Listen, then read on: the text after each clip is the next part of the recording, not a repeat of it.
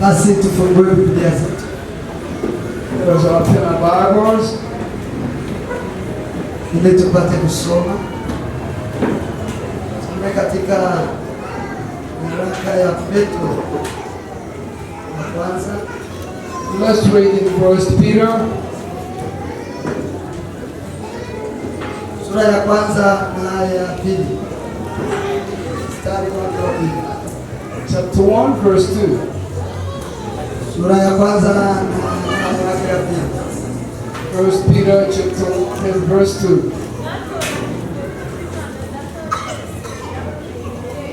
Natoranijwe kuko Imana Data wa twese yabatoranije kera.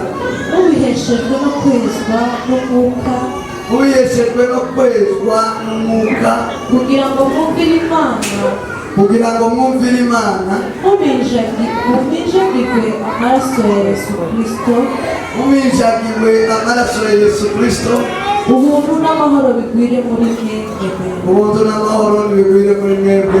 Amen. Rumi 1:7. Romans 1:7. Warumi 1:7. Ndabandikiye ab'i Roma mwese bakundwa n'Imana, bahamagariwe kuba abera. Ubuntu bube muri mwe n'amahoro biva ku Mana Data wa twese no ku Mwami wacu Yesu Kristo. Amen. All right. For Romans 1:7. To all that be in Rome, beloved of God, called to be saints, grace to you and peace from our Father and the Lord Jesus Christ. Amen. Soma na Petro kwanza 1 Peter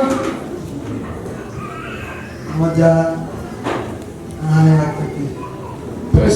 1 Peter 1:2.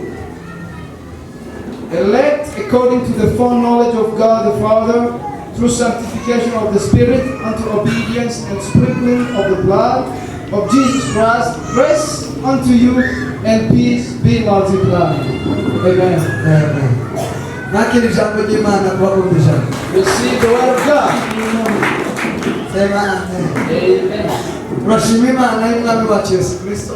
I want to thank the Father of our Lord Kwa Jesus iki gitondo cyiza cyo kumva ijambo ry'Imana. for giving us this beautiful morning to listen unto His word. Ikintu gikomeye mu materaniro The greatest things in the gatherings si sente. is not piano. Ikintu gikomeye mu materaniro The greatest thing in fellowship si indirimbo. is not songs. Ikintu gikomeye mu materaniro The greatest things in fellowship si sadaka. is not the offering. Ikintu gikomeye mu materaniro, What is greatest thing in the fellowship? ikintu gikomeye ku bantu bicaye mu nzu y'Imana Greatest things in the people sitting in the house of God ni ijambo ry'Imana. is the word of God. Sema amen. Say amen. Ikintu gikomeye gitangaje cyazaniwe The powerful thing that brought Jesus on earth. yaje kwigisha amajwi. He never came to teach us melody. Yesu ntigeze afata umwanya ngo avuge soprano na tenoro na gitanara. He never came for a cappella voices, tenor, soprano, and others. Pi, No. pi. Know that. No. Yesu ntigeze azino Jesus never came here ngo aje gushaka piano. to look up the piano. Pi. No. Ikintu yinjiye mu rusengero aragishaka cyambere yinjiye. The first thing he entered in the church and he was searching for, Umuzingo w'igitabo. it was the scroll of the scripture. Yesu yinjiye gutya mu rusengero. When Jesus entered in the house of God, Yanafata umuzingo w'igitabo. he took the scroll of the scriptures Abwira ngo nicyo cyanzanye. and he said, "This is what brought me." Imyaka Yesu yaramye mu isi The years that Jesus spent on earth, yabaye mu isi imyaka 33 n'igice. he has lived in the world for 33 and a half years. Ntiyigeze na rimwe Even once, aja muri izi ibibindi byose tuzabanza. he never met the things that we met first. Yafokasinze ku ijambo His focus was on God's word. byonyine. Only that. Amaze guproklama ministeri yo kumugaragara. After proclaiming his ministry openly, Yatangiye ministeri we cyangwa itorero rye yaritangiye agize imyaka 30. Yaritangiye yagize imyaka 3 gusa n'ibiki. he started his ministry when he was already 30 years. Ari rimwe.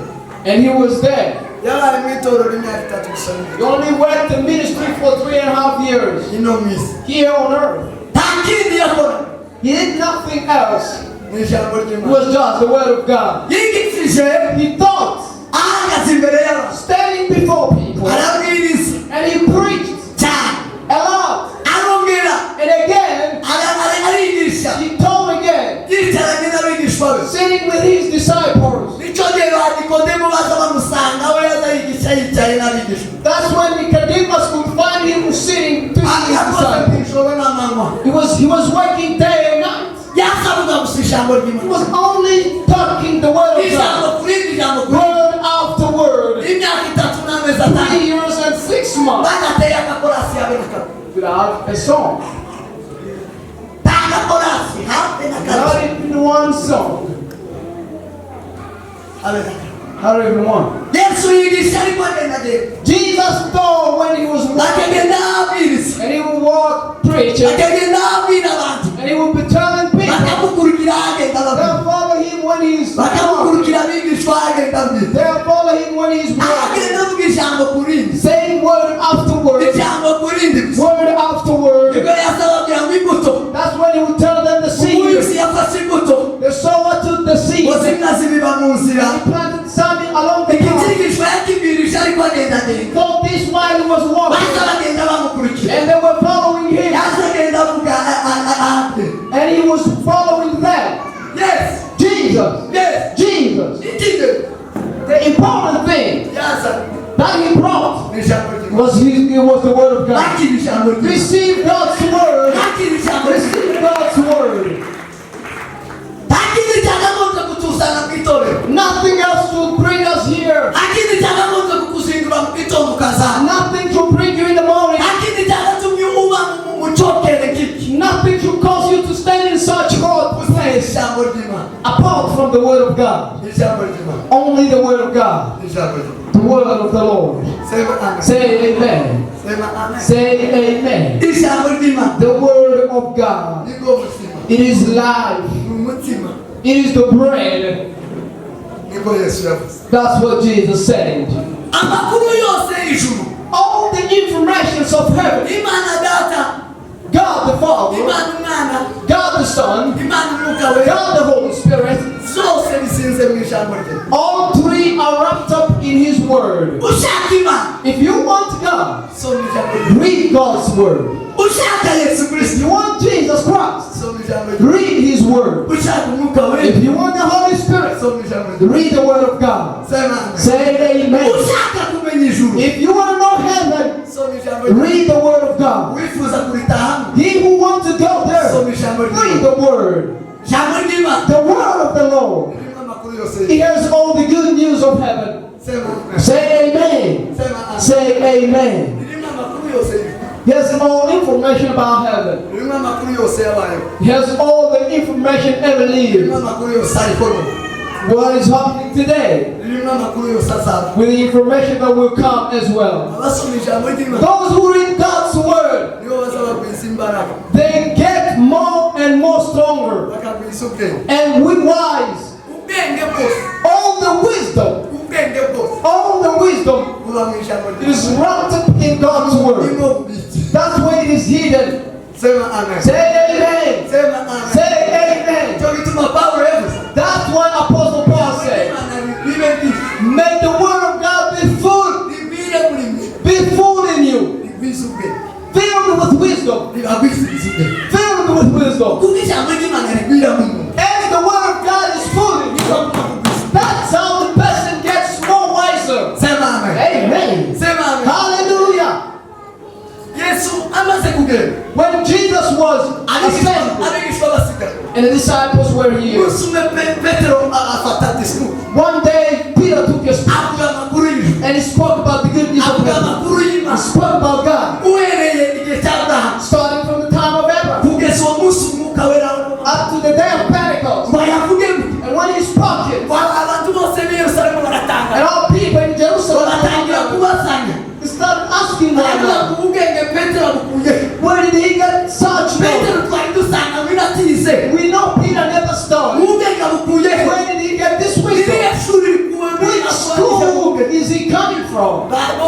baza kumenya amakuru all understood. baravuga ngo yo They said, oh, petero ntiyizi no he never started here. ariko aba But these ones, niba abandi bagendanye neza they are the one who walked with Jesus. bajya barigisha They are the one who ate the word. bajya yesu They yigisha are the one Jesus taught. nta kindi babagamo They never lived any babaga other mu thing. ijambo They were only living in the word. yabisiriza ubwenge So they got so much wiser. ubwenge They were filled with wisdom. bagatua And they were mature. bagahumuka And they were open. baramenya And they get to know. And barasobanukirwa they understood. baratunganya And they were right. isi barayubika And they turned the world upside down. bakabura And they turned the world upside down. tebamira Amen. banasibyosa cyo gituma umwanditsi yawe That's why the writer wrote ntabwo bubitse isi and said, those who turn the world upside down, ageze they niba came here today.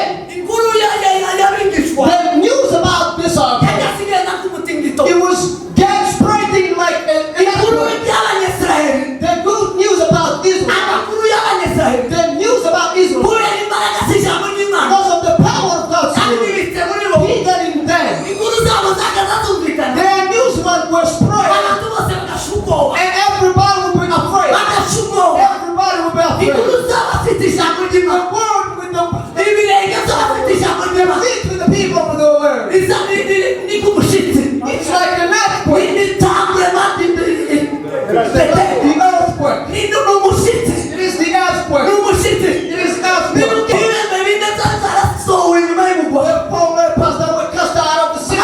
bamaze kurembwa kandi n'inzara And when they were starving, inzara yabarembeje they were hungry. baravuga ngo They said to themselves, rero gupfa before dying, inyuma nawe no gupfa death and the back of us. dusubira i yerusalemu We go back in Jerusalem, baratwitse we will die. none ga dusatire Let's go further. The camp of the Syria. Before, mu basiriya in the camp of Syria. twinjire mu basiriya Let's get in there to them. batera inda So they stopped kubera ijambo ry'imana because of the word in no there. bakandagiye When they could stop there,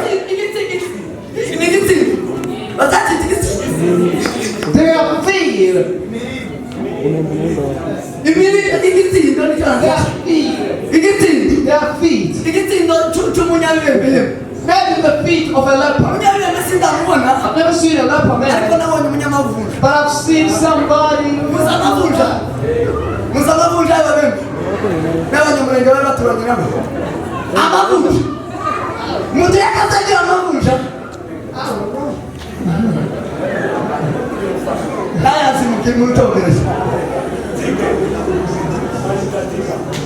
Tiga? What? Tiga.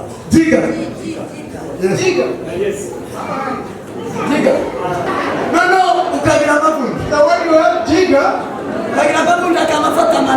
we have Tiga and they will take all the toes. And on the toe, the soul. He loved the soul and the toes. He loved the toes in between, under the toes, and on the soul. Those who were sick of the Jesus understand. And after that, that's what we have for a person to walk. You would try to walk with other feet. It was hard. If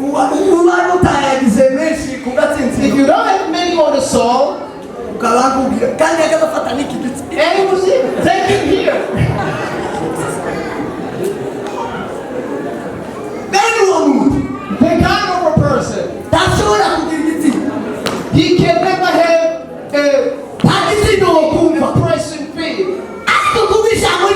About the word of the Lord, the field of God's word. When they get in the camp of Syria, the tent of the Syria, and Syria were afraid, and all of them ran, and the horses and chariots of Israelites has come over us. There was nothing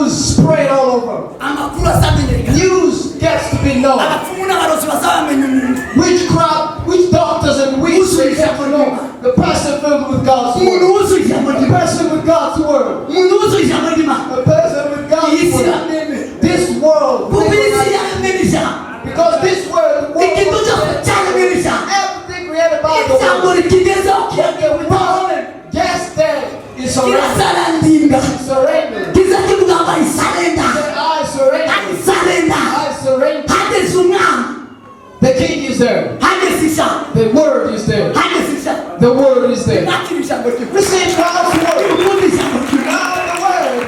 haleluya Amen. ijambo The word. ijambo The word. bibiliya iratubwira ngo The Bible said twari mu bihe byo kwezi we were in time of holiness. tuzakwezwa n'ijambo We are sanctified by the word. tukezwa n'umwuka we Made holy by the Spirit of God. ibyo byombi iyo biri mu muntu When those two are in a person, umuntu aba ariho a person is alive. hari niyo bararwara Although he is sick of, hari niyo bararwara ibimera although he's sick of leprosy, afite agaciro he is valuable. afite agaciro He is valuable. ndashaka kubabwira agaciro I want to tell you the value kabogejwe n'ijambo of the people sanctified of God's abatunze word. ijambo ry'Imana The people living with God's word aboza and sanctified abatunze umwuka we as people living with the Spirit of God asuboza and cleanses them. sema Amen. sema amen Hallelujah. bwana sifiwe yakobo yaranditse James wrote, avuga hejuru yo kwizera and he was talking about faith, kwizera umwami yesu believing the Lord Jesus, kwizera imana to believe God. sema amen Say amen. yakobo avuga kwizera kutagira imirimo ko kuba gupfuye James was talking that faith without work is dead. aravuga ngo kwizera bene uko ngo kumeze wene uwo muntu wizera byo araresha n'abadayimoni na satani And he compared the kind of person of demon and Satan kuko azahekera mu mazina because he's just in out naming azi things. imana da He knows God, azi umwana he knows the Son, he knows the Spirit. abadayimoni barabizi neza Demons also, they know that. bazi uko nyine neza They know exactly that word. umuntu ufite uko kwizera The kind of the person who with such faith, it is dead, it is not enough. hanyuma aravuga And again he said, atanga urugero he gave an example. arababwira ngo And he said, iyo umuntu adafite kwizera when a person is without faith, abapfuye he is dead. agereranya He is compared n'umubiri with the iyo body utari mu mwuka without the spirit. urupfuye The body is dead. tuba tuvuga ngo umuntu yapfuye We speak that a person is dead atakirwaho when the ghost is taken out. siko se That's right. siko That's right. umubiri tukaba turakuba And then we go to the body. ni ukuvuga ngo ikiri ahantu mu mwuka So what is here in you, it is the spirit. umwuka ubava mu ndabo If the spirit gets off you, you will never live again. sema amen Say amen. sema amen Say amen. icyicaye hano mu mwuka What is sitting here is the Holy Spirit. It is the Spirit. mutari mu mwuka ntawo kwicara Without the Spirit, nobody can sit here. ni ukuvuga ngo umubiri ntacyo umaze So it means that the body profits nothing. ikigize icyo kimaze ni umwuka What is much more profitable is the Spirit living inside of you. mwumva agaciro kumwe That's how valuable the Spirit is. sema amen Amen. yesu arabivuga Jesus said it again. yohana arabyandika John wrote it. niwe yazababwira That's why he told them. arababwira ngo umwuka umubiri ntacyo umaze He said the body is not profitable. umwuka ni ugwiza icyo amaze The Spirit is much more profitable. kandi ngo uwo mwuka mbabwire And the Spirit I'm telling you, uwo ni ijambo rye it is God's word. n'aya magambo It is God's word. n'aya magambo It is this word. sema amen Say amen. ibintu byose mubona Everything that you see ukoresha around, aya maso when that you see with your eyes, ibikomeye it is no stronger. nta mbaraga It zawe has no power. imbaraga za zose The power of ni everything, ijambo it rye is God's word. ni ijambo It rye is the word of the Lord. cyo gituma uwuzuye ijambo That's why the person filled with God's word, azakandagira akandagiye hakabaho umutima everywhere he steps, there is a shaking afterward. sema amen Amen. aravuga ngo agaciro It k'abayisize said the value of the children of God, kava muri iri jambo it is out of this word. ufite iryo jambo If you have this word akozwa na and you are cleansed by the word, umugisha you got the blessing of God. benshi ntibasumva So many they don't cyo understand. gituma n'ubu nyine hariho abajijwe That's why so many don't understand. hejuru yo kwegera no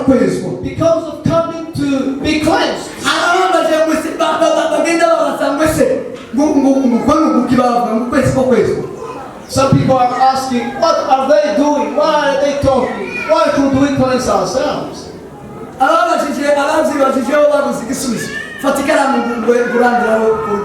People ask themselves such question. Take your pen and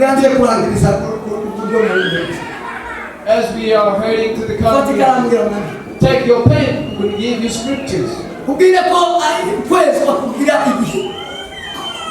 Cleansing has timing. Christians, they have a time of special. They are cleansed every day, but there is a special. It's not just happening here the first time. It even happened in the Old Testament. Leviticus 8, verse 33. In the New Testament, look, chapter 2:22.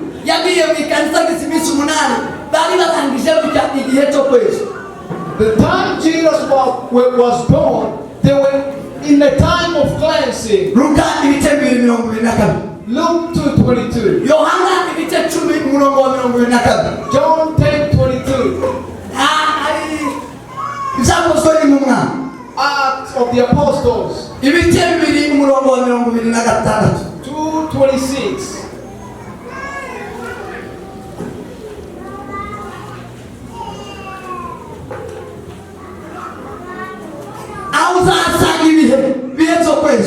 Five times of cleansing or sanctification. People ask themselves what is happening. It is just ignorance. So the value of people with such power, powerful in that level, the value of the people blessed with an exceeding power, compared with the spirit in which we breathe. When we don't have the spirit we breathe in, we die and we are just gone.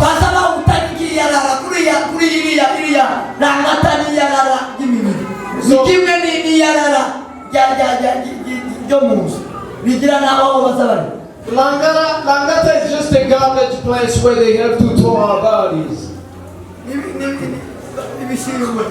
Just garbage. Where they throw stuff, dirty stuff.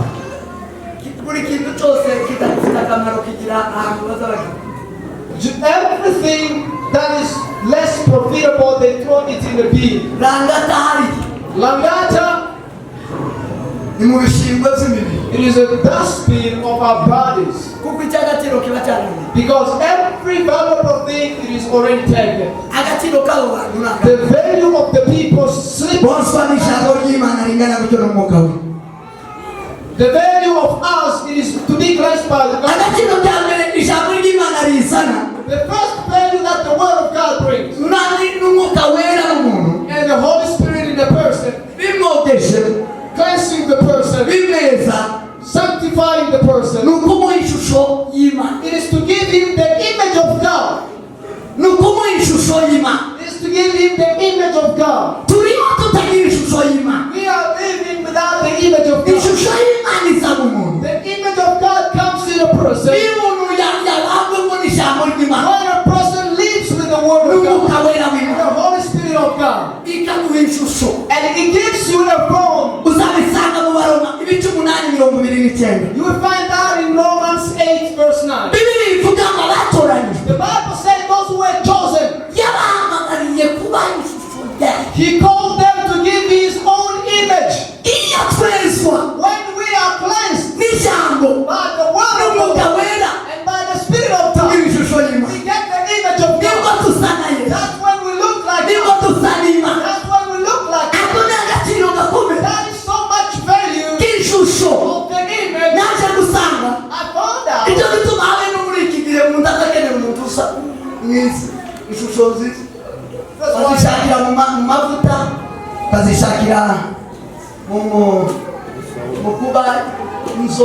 So beauty is actually found in lotion and stuff like that, light skin. tuba tuba dushaka ishusho nziza. So we as people, we look after beauty. Abandi bagasiga iminwa, So people, they put on some stuff on their lips, aba bashaka ishusho, looking after beauty. bakogosha ingohe, And they just cut their eyebrows. nta kindi kujya mu ishusho They are looking after beauty. yonyine. Only that. Abandi bakabagisha amazuru n'amaso, Others, they cut their nose and eyes, n'ishusho gusa bashaka. just looking for the beauty. Ishusho, Beauty. ishusho. Bamwe bazagurira amavuta muri Kongo, Some of them buy their substances in Congo, which will make them look lighter. abakongomani hafi ya bose ni inzobe. Many Congolese are light skinned. Ayo mavuta aba muri Kongo. That lotion is in DRC. Ariko ni igihumbi, inkokora nizo za mbere, inkokora zarabananiye. But the elbows has really become so hard. Inkokora For them. zirema. Elbows and here, Mu ngingo z'amabwa ngo it leta. stays dark. Turirabura. It says we're going to stay dark. We're not going to be light. Bikamwitira Steve. So elbows and here will destroy his style. Ni ishusho. It is the beauty they are looking after. Ikintu cya mbere umwuka wera sasa. The first thing that Holy Spirit brings Mwiga ijambo ry'Imana biriko bikose. in the Word of God. Ni ishusho. It is the image. Ufite ishusho. Do you have the image of God? The image of God. Isi yari yarabuze ishusho. The world was without form. Kugeza aho umwuka wera washa aharira isi. Up until the Holy Ghost came and took Kugira ngo over. atange ishusho. So the Holy Ghost will give the form. Atange ishusho agabanyira igabane. Image of the world. Hari umugabane wa Afurika. And they gotta be Hari umugabane w'Uburaya. Europe. Amazi agira igihe iruhande rwayo. They gotta be Imisozi nayo ibeho. They gotta be mountains. Ishusho iraboneka. And there was a form in the world. Abantu babayeho nta shusho. People are living without form. Kubera ko batazabonswa n'ijambo. Because they are not placed by the word. N'umwuka wera w'Imana. And the Holy Spirit of God. Umumenye nta shusho. Without the Holy Spirit, there is no image. Abasobanurira ku rugo rwe ntibamuzi. In the family, they don't know Niba the person. umukirisitu cyangwa niba They atari don't know if he's a Christian or not. ikanisa bamwe bakamwita umukirisitu abandi In bamuzi. the church, some they call him a Christian when others they know him as a pagan. Kuko harimo abantu hawaeleweki. So we've got people that's hard to be known. Kuna watu hawaeleweki People who are hard to katika maisha. be understood in the life. Kuna watu hawaeleweki We've got people hard to understand. kwa sababu gani? Why? Hawana neno They don't have the na word, Roho the Mtakatifu Holy Spirit ndani ya maisha in yao, their lives. nayo wasafishe That cleanses them ili wape so it will lead them kueleweka. to be understood. Tushobora gusobanura kudafite You ijambo. can never be understood without God's word and the Holy Spirit. Sema amen. Say amen. Cya kabiri, And the second, icyo biza bituzanira ijambo ry'Imana the word of God gives us n'umwuka wera w'Imana the Holy Spirit of biza God. bituzanira kutwita abana b'Imana. He calls us the children of Biza God. bizana ngo bituzare guhinduka abana He b'Imana. gives birth to our soul to be children of Kuko God. ntawugira ishusho y'utamuzaha. Because nobody will look like the one who never gave birth. Sema amen. Amen. Umwana azasa na se The child always look like his cyangwa father. agasa na nyina. Or probably look like his mother. Ntawe uzi usa n'utamuzaha. Nobody looks like the person who never gave birth to them. Sema amen. Amen. Ari mwakira ijambo. Receive God's word. Mwakira umwuka wera. Receive the Holy Spirit. Akuzara And give birth to you uhinduka umwana w'Imana. to be a child of God. Bibiri iravuga ngo The Bible says, abayoborwa n'umwuka you w'Imana are led by the Spirit. nabo ni abana They b'Imana. are the children of God. Abo ni abana They b'Imana. are the children of God.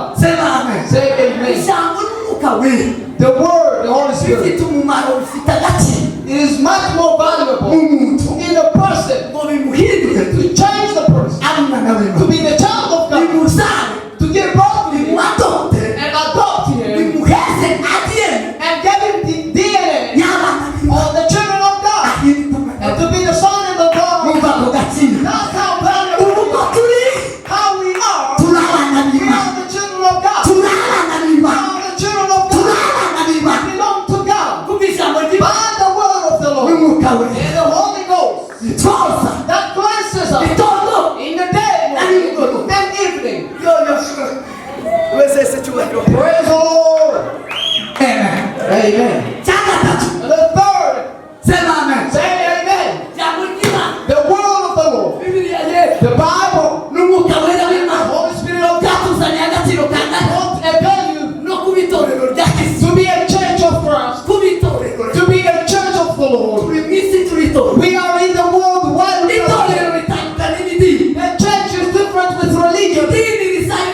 rugizwe Religion is made up. rugizwe n'imico n'imihango It's made up of traditions and customs. ibyo bazabita idini That is what is called naho religion. itorero rya kristo But the church of the Lord is rugizwe n'umwuka wera made of the Holy Spirit n'ijambo and ry'imana the word of the Lord. reseseke Lift your hands to Jesus. haleluya Amen. riyoborwa It is laid n'umwuka wera by the Spirit of God n'ijambo ry'imana and the word of the Lord. iryo ni itorero rya kristo That is the church. niyo mu wa efeso That's where in Ephesians ibice bitanu 5, mirongo ibiri na gatanu 25, bibiri biravuga ngo the Bible says, ngo azagezesha amazi He will bless it with the water ngo n'ijambo and the word, ngo azagisha itorero ngo azagisha amazi n'ijambo and He will bless it by the word ngo of God agishyira rigera and bring it to ngo Himself ritagira umukanyari without sprinkling Time blame, ritagira umukanyari cyangwa ikiziba without blame or any form of spots.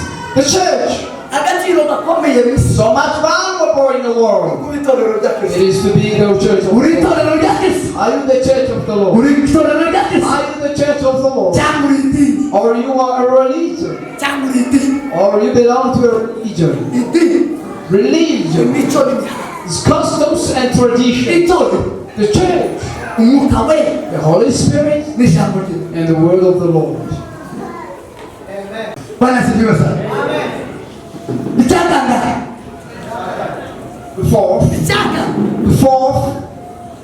ijambo ry'imana the word of the Lord n'umwuka wera and the Holy Spirit. biri muri twe It is in us. ngo bitwose So it will cleanse us biduhindura abakozi b'imana and make us the servants of the Lord. abakozi bakorera The data servants who serve the Lord. biza biduha It gives us akise the access. biza biduha It gives us diploma the degree diploma. biza biduhesha It gives us yani kondisiyo zose zisabwa all the needed requirements kugira ngo ukorere imana so we will serve the Lord. kampuni zose All the companies, akazi kose all the jobs, kagira amategeko he has principles and regulations. ushaka kuba akawuntanti wa kampuni You gotta be a accountant of a bank or a company. arasabwa This is what is required. impamyabushobozi yabyo The degree muri kaminuza in certain universities. arasabwa This is required, required. kuri certificate yo kuvuga Up until to birth certificate.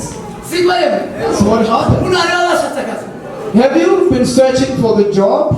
mwashatse akazi wa Have you been searching for the job? sibyo bakazaba That's what they ask for.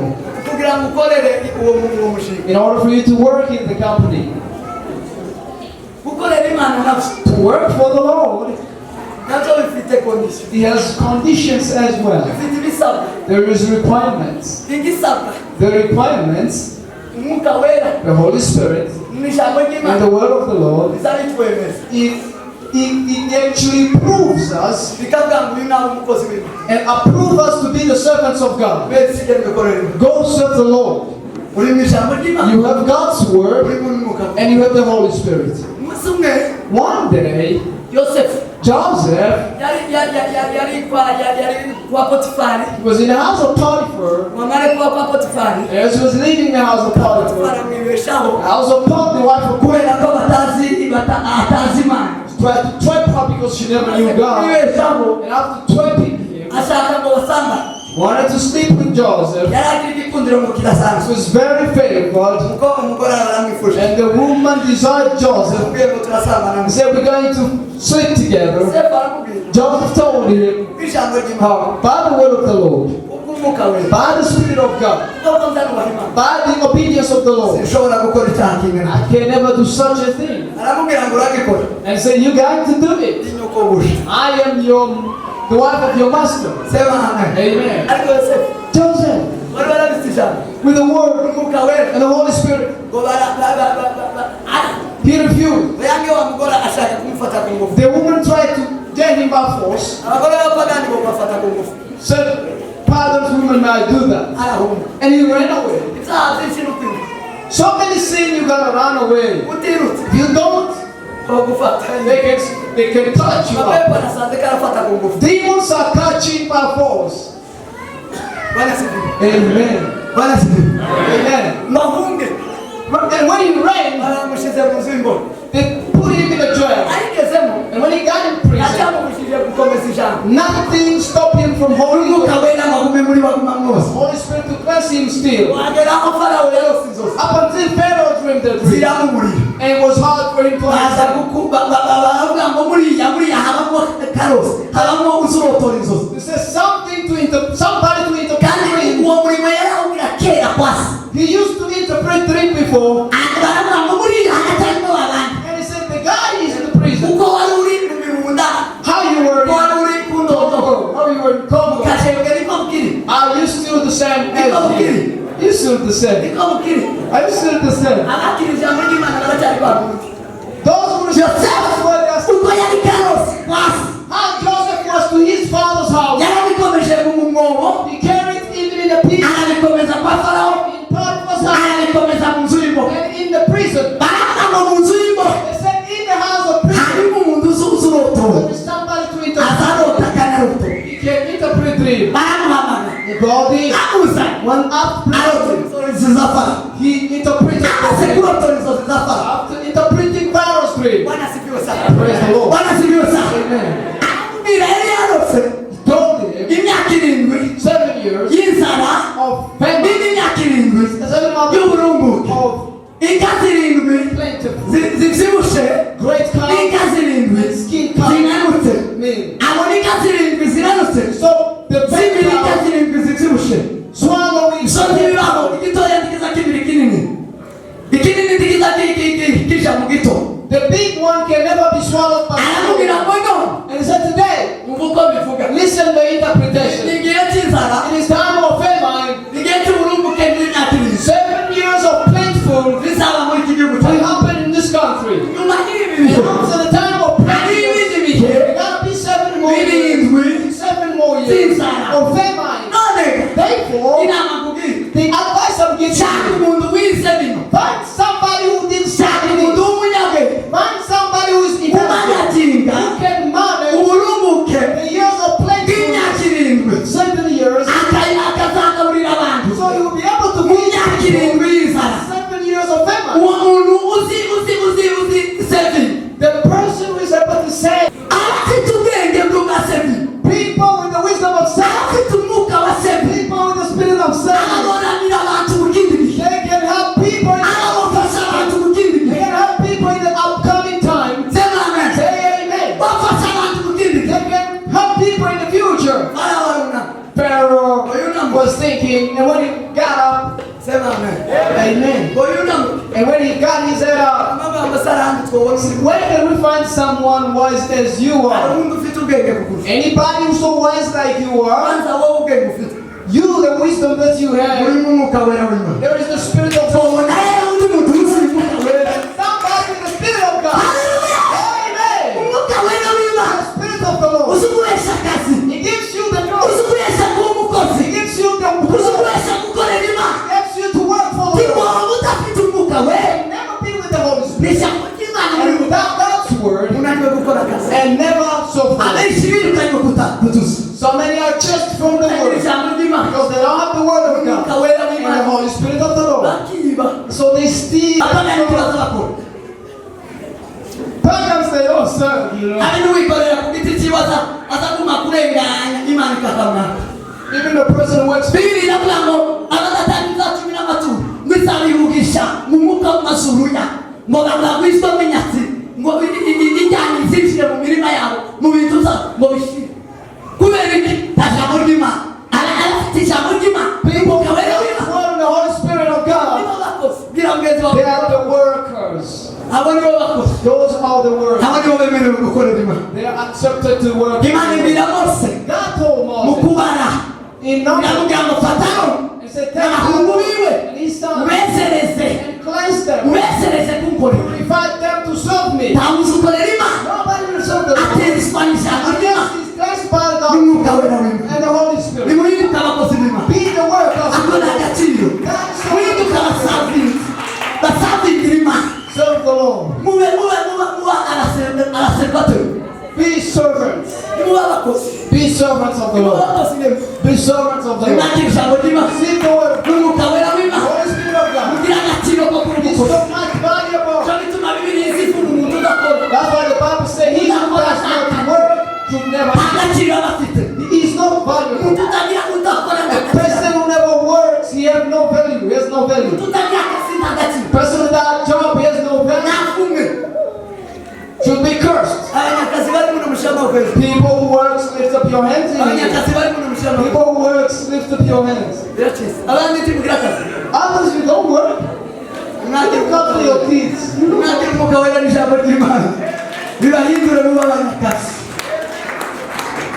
N'abanono. Muri iyi kanisa harimo abantu badakora. Do we have jobless people in here? Mwaje mu ikanisa gute? How did you come? Ikanisa n'aho abakozi gusa. Here we work. Biramugenzi wawe ngo utari umukozi kurabira gutema. If you are not a worker, what are you doing? Tell your neighbor that.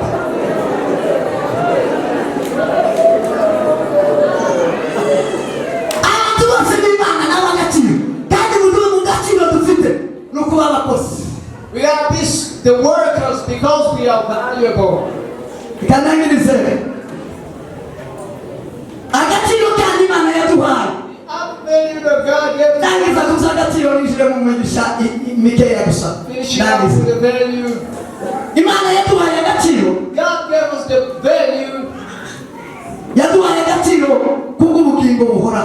of eternity, of eternal life. Ijambo ry'Imana The word of the Lord. ryatuzaniye It brought kubaho iteka. to live eternally. Bira mugenzi wawe ngo turiho iteka. Tell your neighbor will live eternally Kubw'umwuka wera w'Imana. by the Spirit of the Lord, Kubw'ijambo ry'Imana. by the word of the Lord. Zaje muri twe Not criminals. kugira ngo tubeho iteka. So we will live for Twabonye ko uyu mubiri yubuze umwuka. find that this body without the Spirit it is dead. Ariko ab'Imana But the people of the Lord, bafite umwuka, they've got the Holy Spirit, bafite ijambo. they've got the word. Rero bazabaho iteka Therefore, ryose. they will live forever. Uzobisanga mu Baroma You find that in Romans ibice bitandatu 6, umurongo wa 22. 22. Abo ndi bazaba They don't die. bazabaho iteka ryose. They live forever. Biravuga ngo banatuwe The Bible said mu those bata bw'ibyaha n'urupfu out of the slavery of man, n'imbuto zabo they are fruits. ngo ni ukwezwa It is to be cleansed. ngo kandi amaherezo y'ibyo The end of that, ngo ni ubugingo it bw'iteka. is eternal life. Ubugingo bw'iteka. Eternal life. Sema amen. Say amen. Abana tubabakije People who are set free. bafite imbuto yo kwezwa. They've got the fruit. Uburyo batabezwa And the one they get bafite sanctified, agaciro they've got the value. ko kubaho iteka. Live forever. Amaherezo yabo Their end ni ubugingo bw'iteka. is eternal life. Ariko abakiranirwa But those who abari mu bata b'ibyaha in sin, n'imbuto zabo their fruit, ngo ni ibikozasoni it is shameful, n'iby'isoni ke it is shameless. ngo amaherezo yabo The end of that, ngo ni urupfu bw'iteka. it is eternal death. Ni urupfu bw'iteka. Eternal death. Sema amen. Say amen. Ibi bisibonerwa Now let's ukwezi. go to the blessings found in sanctification. Nivuge gusa gake. Let me speak about it as I'm concluding. Sema amen. Amen. Murafashe kweli. Are you helped? Ngiye kwezi. Are you getting to be Binakiri ijambo ry'Imana n'umwuka wera. Binoze iteka ryose. Biratunganye muzaba w'agaciro. Sema amen. Bibiliya yatubwiye twaranzize hano We didn't start it here yesterday, last time. muri Timoteyo. In Timothy, Pawulo yandikira Timoteyo. Apostle Paul Aravuga ngo nimwitandukanya he said, if you separate n'ibitagira umumaro. with the unprofitable things, Ngo umuntu niyeza agitandukanya n'ibidatunganye ngo azana igikoresho kigirira nyiracyo umumaro ngo cyo gukoresha iby'iki iby'icyubahiro iby'agaciro. the person cleanses himself and Azana igikoresho muhinduka bakore igikoresho cy'agaciro. be the precious vessel. Nicyo cyazanye ijambo ry'Imana. That's what brought God's word here, Kandi kigirira nyiracyo which is also profitable umumaro. to the owner. Sema amen. Amen. Ibi gisibonerwa mu kwezwa. Blessings found in sanctification. Icya mbere First thing, ngo bisa n'umusarara Edeni. Prince is Adam. Edeni Adam yabayeho in heaven mu kwezwa kwa Adamu na Eva. in the sanctifications of Adam and Eve. Edeni Eden, ni ukubaho utarushye. it is to live without being tired. Mu ijambo rimwe kubera umwanya. In one word, because of time, Mu ijambo rimwe Edeni in one word, Eden, ni ahantu hataba stress. it is a place without stress. Ni igihugu sans stress. It is a country without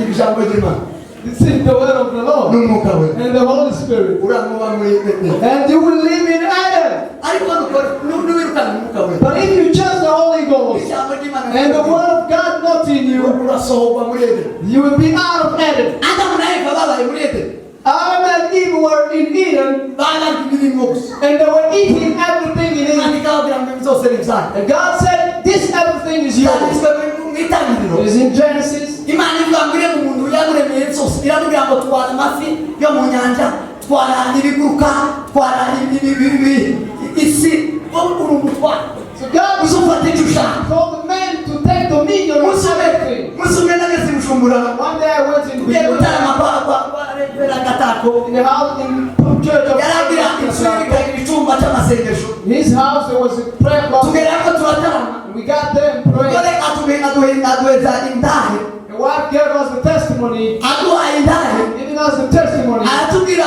ngo mu gitondo He said in the morning, ngo nijoro in the night, sorry, ngo revera yose bakumva inkoko n'amagiyane Reverend said he misses a chicken and his eggs. abwira umugore w'ejo tuzoga inkoko n'amagiyane He said tomorrow we're going to eat a chicken with the eggs. none dusenge imana itwohereza inkoko n'amagiyane So let's pray to God to send us the chickens and herbs. ngo noneho base So they prayed.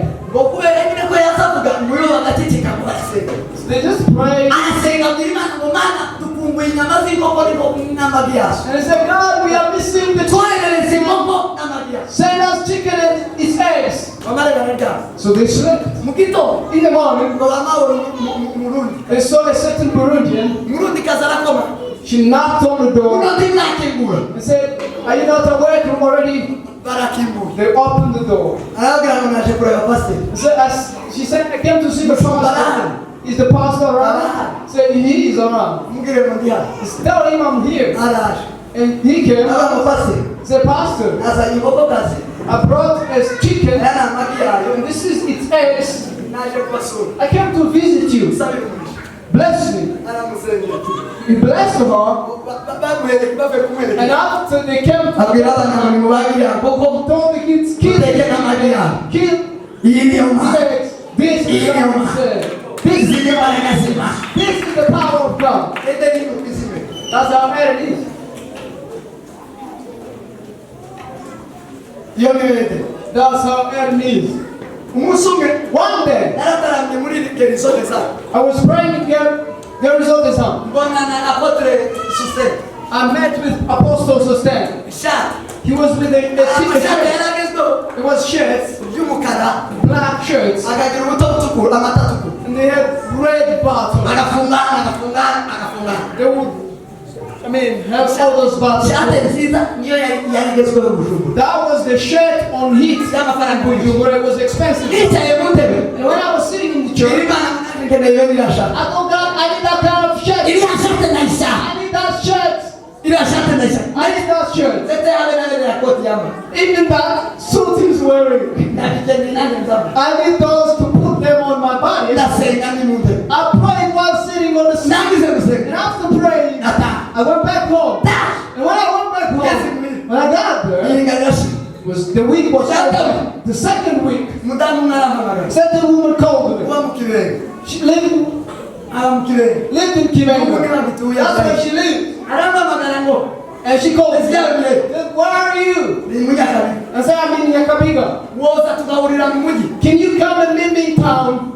rwose pe Yeah, of course I can nari come. bantu sinagabagenda n'amaguru I was nearby. I used to walk kuko sinagiraga amatike yo mu gutega because I didn't have money for transport. namagenda n'amaguru So I just walked. duhuriye hajya ku isoko We got together on the duhuriye road. hajya ku isoko arambwira ngo And when we met there, ngo hamagaye nguze gushopingi he told me, I just want to shop for you. tubanze mu gikapu We got to start in your bag. ugure igikapu Buy the bag first. usuge ntunyereke impuzu ushaka So, and you'll be showing me the clothes that you want. tuba tugenda dushira mu gikapu And we'll be putting them in the bag. nurangiza utaha And then you go home. iyo icyaje mbere What came first? iriya shati Was that shirt?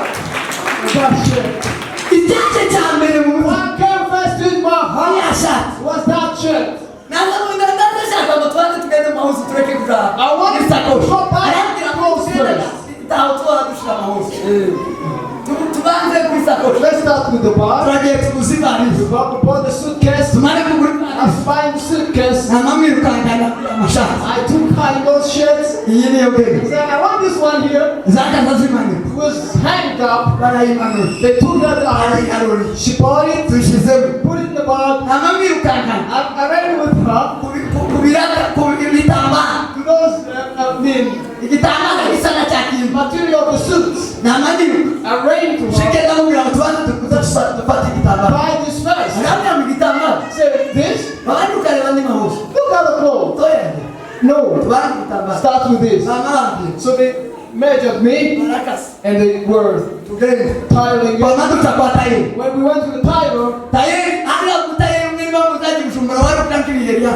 it was a tiler with aragira some sports. mbegeri murazimenya Some sports. urazibuka imbegeri niwe nasigiye igitambara mpima So I said, measure me. arampima Measured adoze me. ikoti And he got a suit for uracyafite me. ifaranga You still have the money? arambwira ngo arazifite He said, I have the money. amatugenda mu birato We went in the shoes. bukare muzibuka ndayimanuye buka I got the shoe. turamanutse And we toye amapata took trousers. sukwase That's how it was. base nuko I urara said, are you fine? ndavuga ngo ni nguko I think I'm fine. arambaza amasubira ikirengeti I said, do you have a blanket?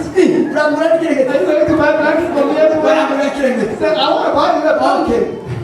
jewe nenda navuga ngo sinzoshaka nzovuga ubutumwa gusa I said, I said to myself before, I'm never going to marry, but I'm just going to preach the ndebe gospel n'abana b'abamurabashe n'abakobwa and take care of my kid, my cousins, nibyo nari narapanga and my zahindukiye hano nieces. He changed while I was in the water. nibuka ko ndazomba ikirengeti cya remi nta mugore gabaze kibazomba I remember I was not going to have a blanket. namamubwira ngo tuje muri remi So I said, let's go buy the blanket. Then. namamanura ikirengeti cya remi We bought the blanket. nagihaye kakanje hano I gave it to my granny when I came here. nakimusigira imitwaro kugira ngo nze nshake hano Because I was coming, I left the blanket to her. nagisigiye ka My granny is the one I left the blanket with. iyo niyo remi That's Adam.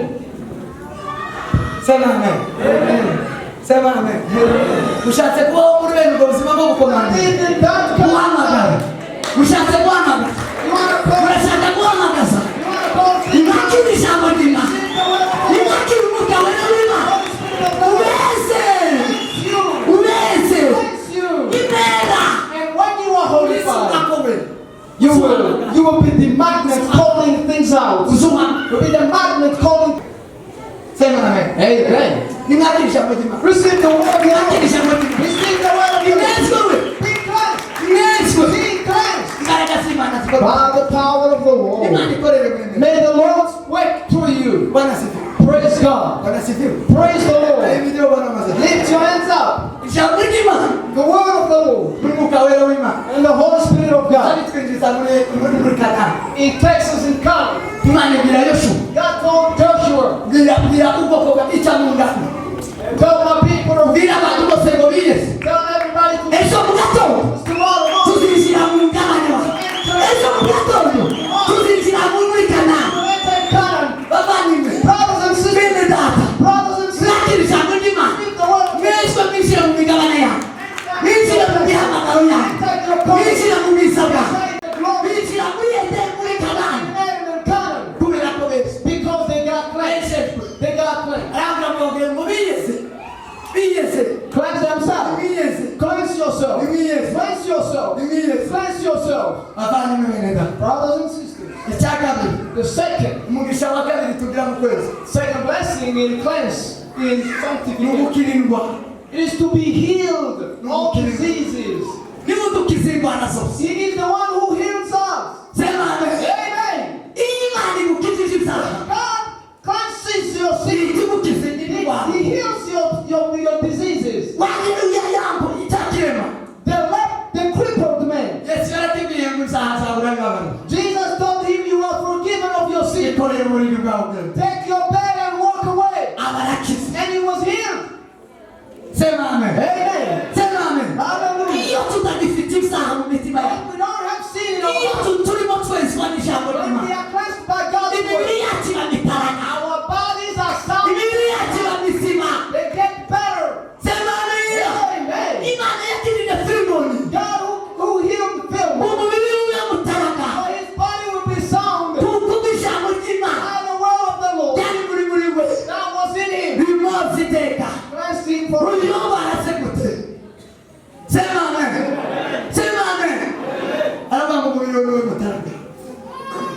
akorera Imana.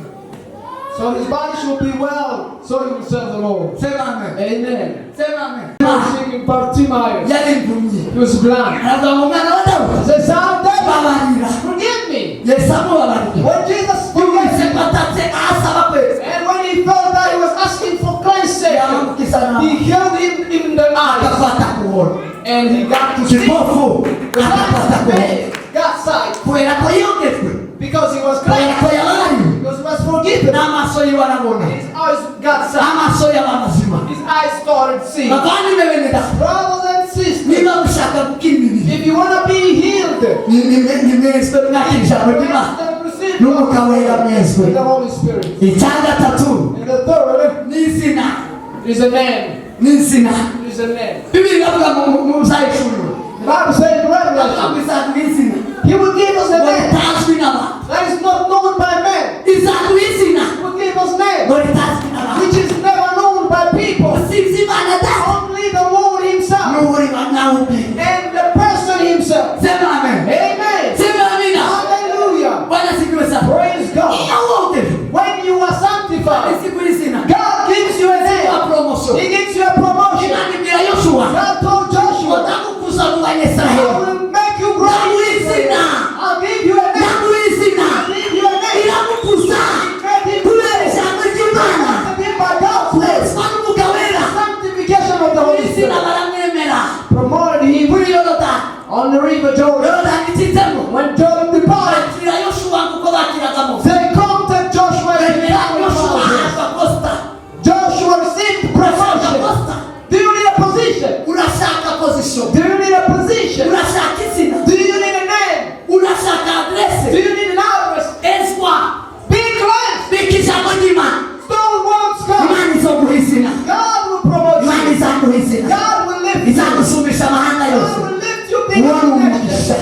That is a blessing. Izina ni umugisha. Name is the blessing. Izina ni umugisha. The name Uyu is ni umugisha the blessing. nahawe n'Imana. It's a blessing that I received from the Lord as an apostle of Iri ni God. izina ine adresse. It is an address from the Lord. Noguma kwezwa. If I be cleansed more and Uzaja more, mu moyo. I will get from one glory to Izina. another glory. Izina. It's the name. Aduha amazina. He gives us name. Zaduha amazina arutayo. He will give us name more than any other name. Arutayo mwisi. More than the names of the world. And the last one, Azaduha amahoro. He gives us peace. Mu Biroma. In Romans Igice cya mbere. 1, Umurongo wa karindwi. verse 7. Mwakira ijambo ry'Imana.